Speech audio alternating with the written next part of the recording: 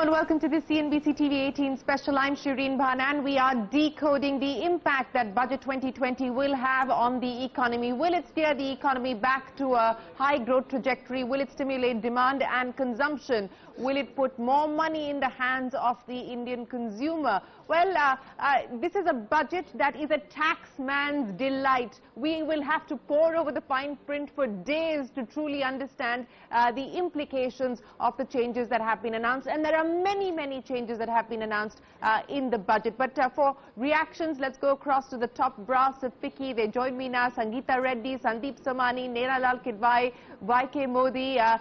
Gentlemen and ladies, many thanks for joining us here on CNBC TV18. Sangeeta Reddy, my very first question to you. The longest speech in the history of budget speeches. What, on balance, do you take away from the impact of Union Budget 2020?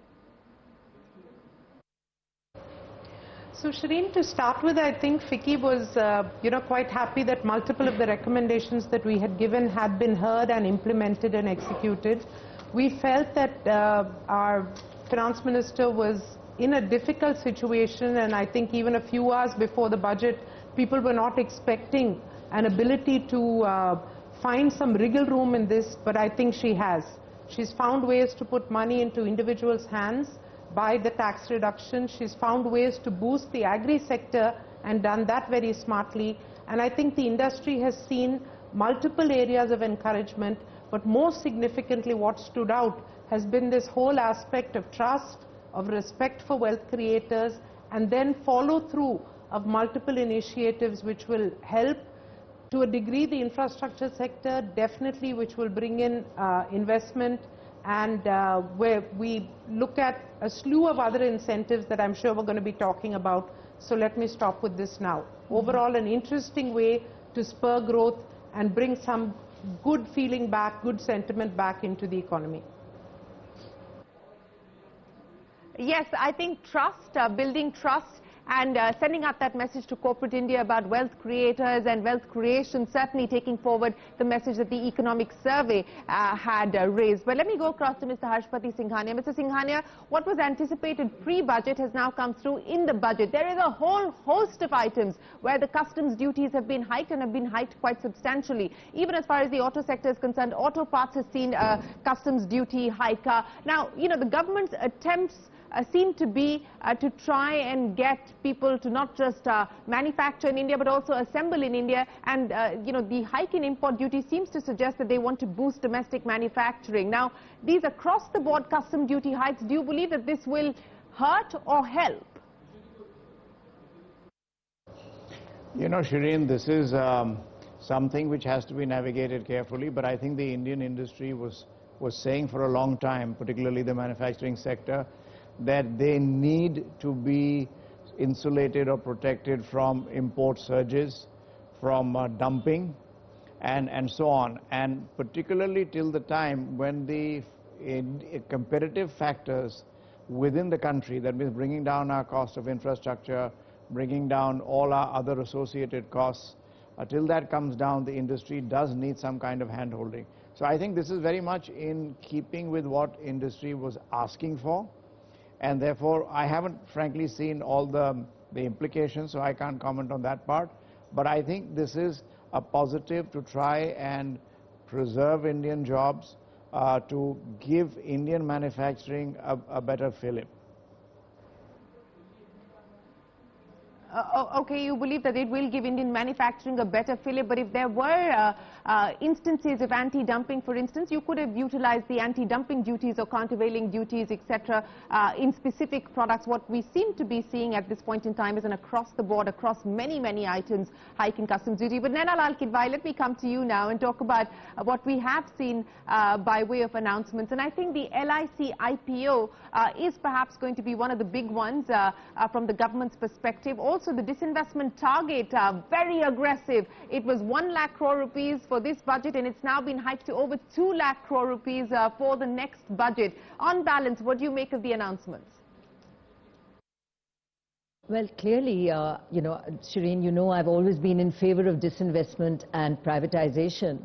So these announcements are very welcome, and I think the big bank announcement here is LIC, which as an IPO would be easier to implement than full-fledged privatizations.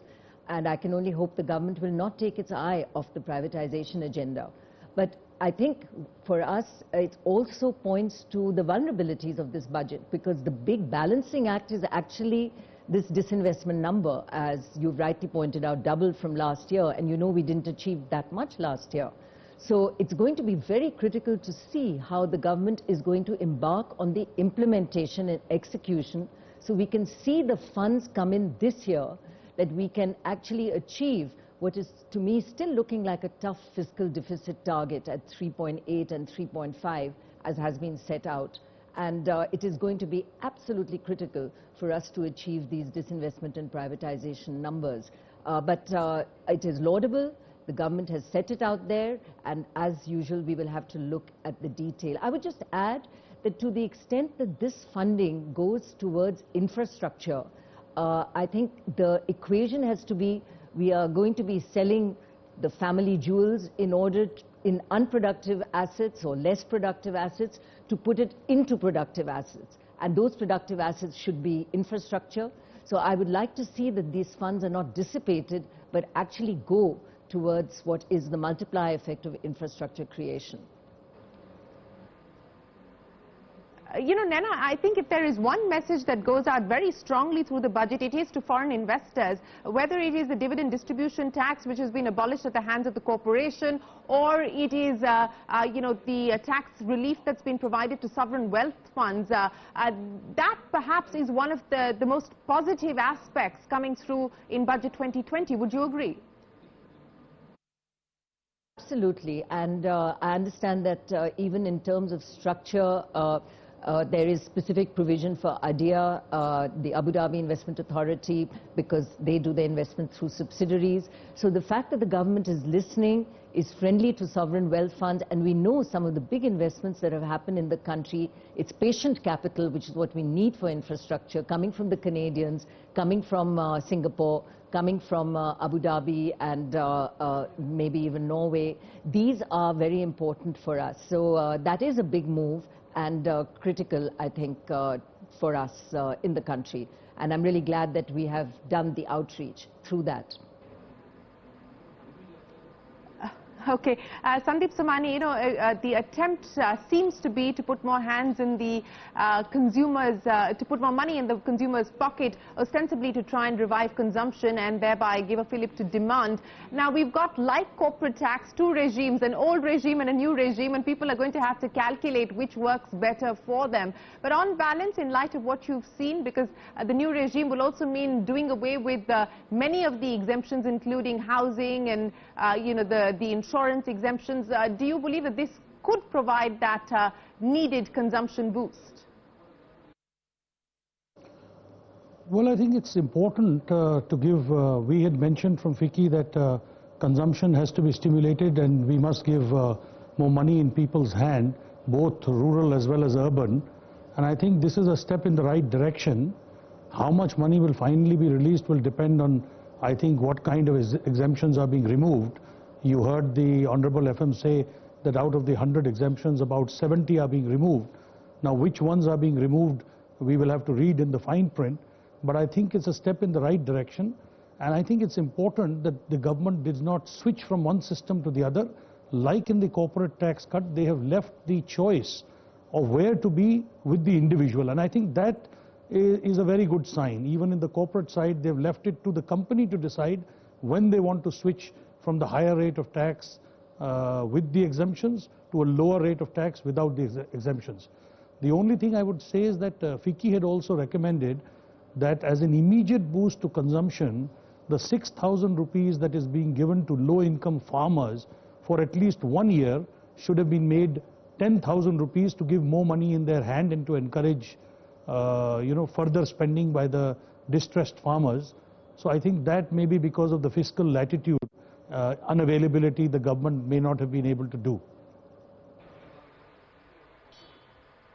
Yes, and that certainly has been a constraint, which is why we've seen the escape clause being exercised by the government. Fiscal deficit at 3.8% for the year, and for next year at 3.5%, with a very aggressive target of 2.1 lakh crore rupees for disinvestment receipts.